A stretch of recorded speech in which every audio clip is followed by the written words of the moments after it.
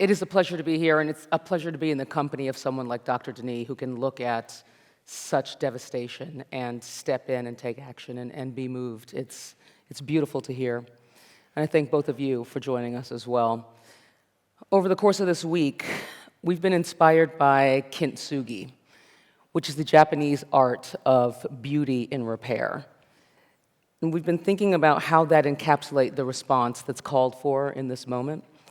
As we bring this 2025 forum nearing a close, I'd love for you to reflect on the themes of the past few days. What's resonated with you the most, and what will you be taking forward from here?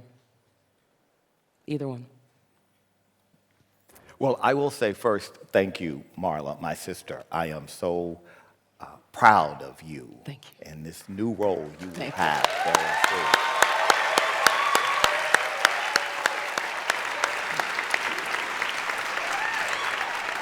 And to Don and to Sally before, and of course to Jeff, because the fact that he has taken his wealth and directed it to this mission is quite laudable and important.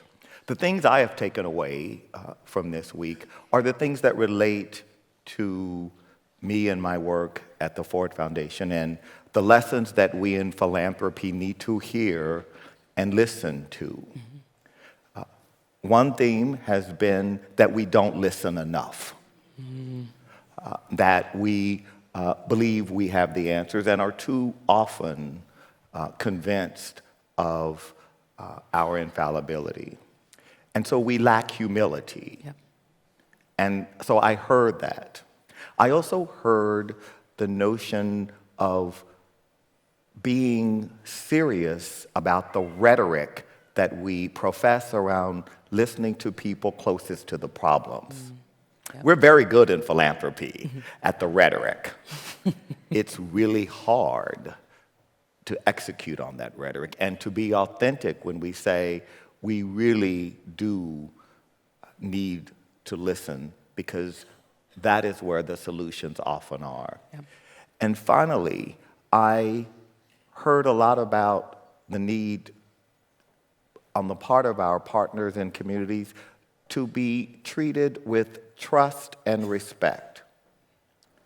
One of the things that we've had to do at the Ford Foundation is reflect on the gap between that, and that is what in part has led us to change some of our behaviors, not enough of them, but certainly indicators of trust, like providing unrestricted multi-year support to organizations. Absolutely. Because, not because I want to clap, but because we in our sector have project funded to death certain organizations and sectors. And so we need, and what I've heard and what I hope those in philanthropy have heard are those messages and those themes, and how we implement that is the work that we must do. Fabulous. Thank you. Mark? Well, first echoing my thanks and congratulations to you, and thanks to Jeff and Don for hosting this event. And it first and foremost, what this week and this crowd and frankly the panel we all just heard, Inspire, forces me personally, but forces us all to remind ourselves, why do we work? What is the point of philanthropy in the first place? What is the point? It's about human impact, human beings, the stories of the women we just heard about, the men, women, and children all over the planet that you heard in the introduction. The vision behind the Gates Foundation is a very simple, non-numeric one. It's simply a vision that every person deserves the chance to a healthy and productive life.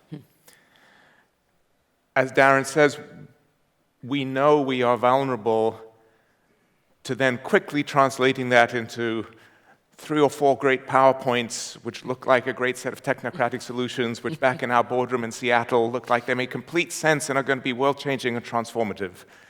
But you realize time and again, and the people gathered here in the hall, the champions of innovation that you celebrated last night, remind us that actually getting things done, implementing, requires both human leadership and vision, again, of the kind we just heard of going on in the tragedies in the DRC.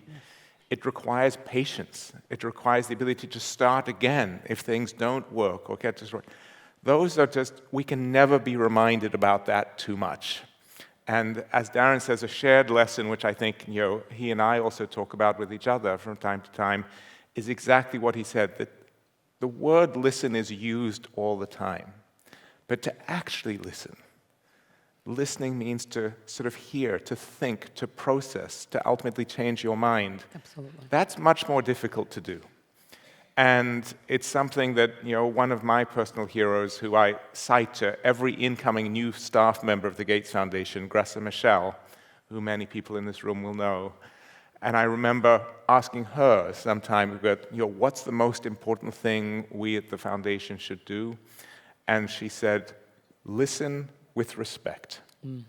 And it is that extra qualified. Darren talked about trust and respect, and I think those are, again, they're words that are used, they're labels, people use them very easily, but to actually think about what that means. And I will acknowledge I am the first often to fail. On a given day, you're rushing, you're doing a million things, you're trying to do it, and especially at a time like now, because I think we are and have to acknowledge we're meeting at a week and a time and a moment where there is just profound unease and distress about the state of the world and the future of the world, and there are a wide variety of very legitimate reasons to despair.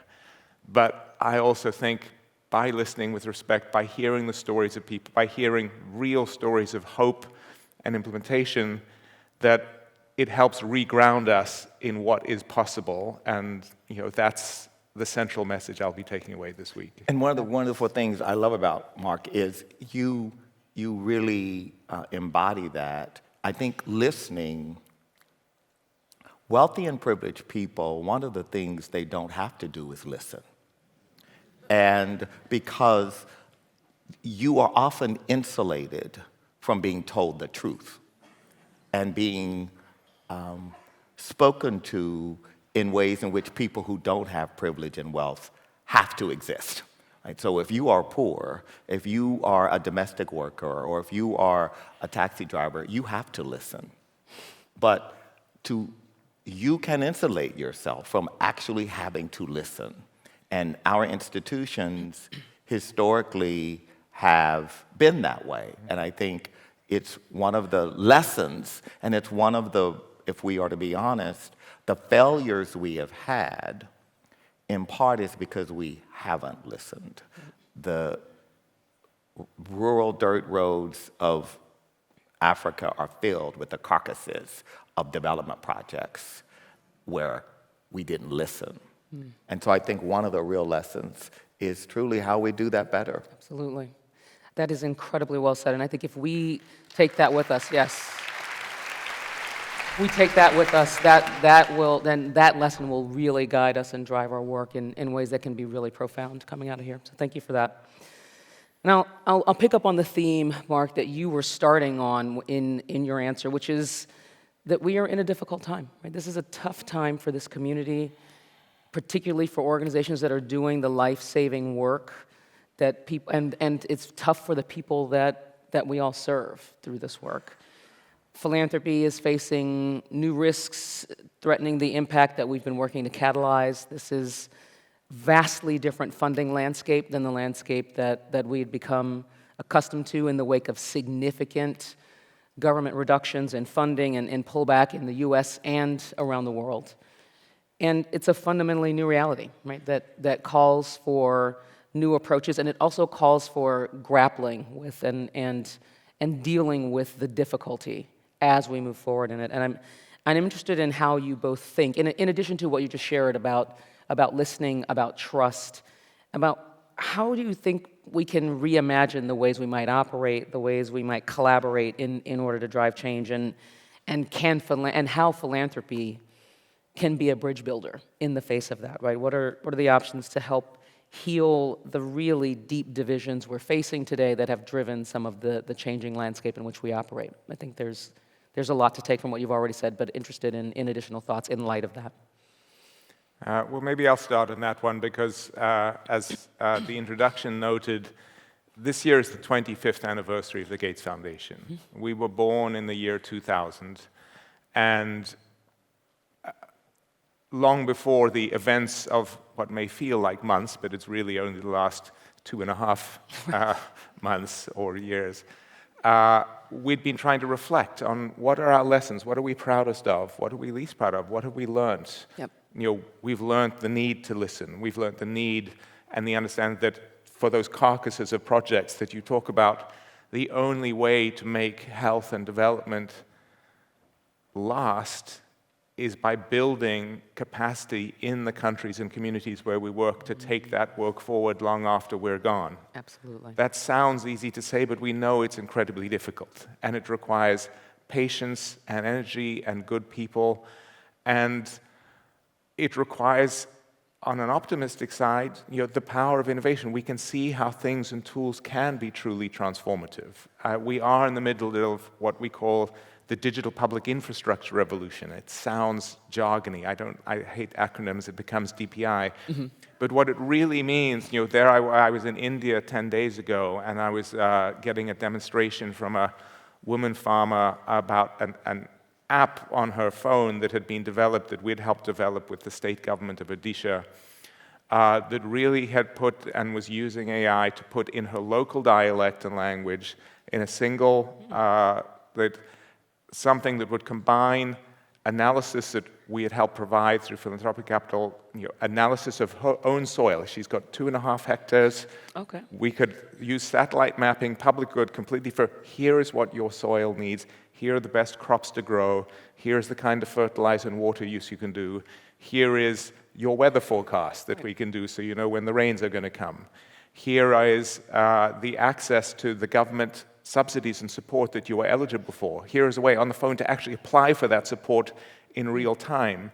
And she was talking in her own about how that had allowed her to become a leader, not just with her own family, because her husband had been deeply suspicious at first, but within her community, putting together, and it became a very real, and that is a tool. It's now a cheap, usable tool that is already improving agricultural productivity, that helps in the context of challenges like climate change. And again, it's translating into that human impact, what you want to extrapolate out for scale and sustainability. And so in that context, it was a very healthy reminder, because it was coming in the midst of getting the news of the various cuts and cutbacks all over, of these transformative platforms are not just possible, but happening in real time and transforming lives. But you are doing it against a backdrop, as you said, of the most massive cuts we have seen in the 25 years of our lifetime. That for the vast majority, the first 2 decades of the Gates Foundation, we were part of a rising tide. We might have helped contribute to it. We helped allied. That was part from the global north and the global south. There was much greater energy and attention from governments about investing in the health and welfare of their own citizens. There was much greater support from whether it would be the United States or the United Kingdom or Europe of doing it in more thoughtful, targeted ways, focused on what we talk about as human capital. That was already teetering on the brink, and I think we all have to acknowledge that the period we have just lived through now, this 3-month period, is a before and after inflection point. No matter what happens, and we still believe that some big chunks of this can be rebuilt, but we have crossed a real Rubicon in a type of development where that support is never coming back in the same scale. Not in the same way. And it's going to cause, we are going to have huge short-term devastating consequences that are already too late to stop, that are already happening in terms of people not getting access to basic treatments, family planning tools, antiretrovirals, malarial bed nets, you name it. But at the same time, I think it redoubles in its purpose. How do we then maximize what we do have? How do we maximize it in terms of different kinds of collaborations and partnerships across philanthropy? How can we expand the base of philanthropy? Maybe it's a topic we can come back to, because if there's one pool of wealth that has grown significantly in the last 7 years, it is the wealth held by the world's wealthiest people. Billionaires. The latest Forbes magazine list shows there are now over 3,000 billionaires in the world. And there are a much smaller number who have the leadership that people like Jeff do, or like my bosses do, in terms of giving at commensurate scale. but those don't make up the gaps you're talking about. We have to acknowledge there's going to be some of that short-term loss and pain, but how do you rebuild, reimagine, and know that there are, going back to my anecdote about the app, but those are true in healthcare and education and a range of other areas, and we've heard them in many of the stories this week, there are absolute possibilities of expanding, accelerating human potential in the future. Absolutely. Yeah, thank you. Darren, what would you add? So here's the elephant in the room. There's not going to be the money that there is now in the system. The system is going to contract. There isn't enough private philanthropy to make up for that in the near term. If the position of the United States continues, that soft power is not a priority. If the EU, as they increase defense spending, reduce ODA spending, there will be less money in the system. The question is then, how are those dollars, that capital, allocated? One of the real challenges and difficult things to talk about is that we have a system that is not always rational or rationalized. I'll use my own example. When I ran an NGO in Harlem in the 90s, in Central Harlem, there were 5 churches that had housing organizations. Harlem did not need 5 organizations for housing. We had 5 churches with housing organizations because we had ministers who wanted to have a housing organization. And because everybody saw that as a status and an important thing of indicating your service. But when I'd approach another and say, why don't we think about merging? Why don't we think about working together in partnership? Oh, no, we like to do our own thing. That system was not rational, it wasn't rationalized, and it was allowed because there was enough capital coming in. Some of those organizations were weak, frail, underperforming, clearly not performing, but they were able to get enough to survive. We are going to have a system where organizations are going to have to be better partners. Some organizations will thrive and some organizations will go out of business. It's not our job to decide that. But we need leadership and we need to behave in a way that doesn't create the kind of crabs in the barrel syndrome that we, and the competition that we have often in the past encouraged. We have to think about how to do that better. And for us, for foundations, philanthropy, because we are not always good collaborators. Again, we talk a good game, but try getting a group of foundations to put money in a pooled fund to do something. And then we in philanthropy at legacy foundations are obsessed with intergenerational transfer of wealth. Our investment committees, our boards are obsessed. So we have $16 billion today. We have to make sure that we transfer that $16 billion to the next generation. Well, one of the things I'm saying to the Ford trustees is maybe we ought not to have that be our highest priority. Maybe, and I say that to say not to, but I say that because I think this moment, to your very good point, Mark, may require radical thinking. Radical thinking. And that's the hard part. Because, again, we're really good at telling our grantees, be radical. Think outside the box. Right. And then, we sit in our nice offices and, So we have to do some radical thinking and have people say to us, you do some radical thinking for a change. Yes. And let's be in that dialogue, but that's really hard. Yeah. It's easy for me to say to NGOs, y'all need to figure it out and ration. Okay, say that to Ford and MacArthur and Rockefeller. Good luck. And so, seriously, right? I mean, I think we all are going to be in this period, as you've rightly described, this moment, this period of transition where there's going to be disruption and dislocation for all of us. And we are going to have to do some things differently. Mm-hmm. Wow. So my next question was going to be, what advice would the two of you have for me as I step into leadership in philanthropy? Perfect timing. I'm leaving the Ford Foundation if you haven't heard. It occurs to me, yes, there are a number of milestones here. And I think I just heard it. And I think I just heard the two of you demonstrate a bit of a microcosm here that I think is really important, that the change is not just happening to some external situation. This change is happening collectively. And that the rethink, the pivot, the reimagining includes philanthropy. Well, it does, and I think in both of your cases, I mean, I think you had Bill and Melinda, and you with Jeff. Yeah. I think it's so important, as you both have done, to really work well with your donor. Right? I think it's so important to have their respect, their trust. I've only worked for dead donors, so I am not necessarily in a position to give advice. No, but you know, because it's a different situation. Different dynamic. Henry Ford is dead, and so you know, it's a different situation because Jeff is sitting right back there, and so it's a very different situation for you, Marla. Yeah. But I think one of the things, and I think you have really mastered it. I mean, just watching the transition and. It has not been a straight line for the Bill and Melinda Gates Foundation these last few years. And I think you have been such a thoughtful partner to Bill and to Melinda on their journey. And I think you do the same thing. And I think you and Jeff, as you partner on the next generation of what Skoll is, so much of that is that relationship. I think for legacy foundations, so much of it is about our boards. Mm-hmm.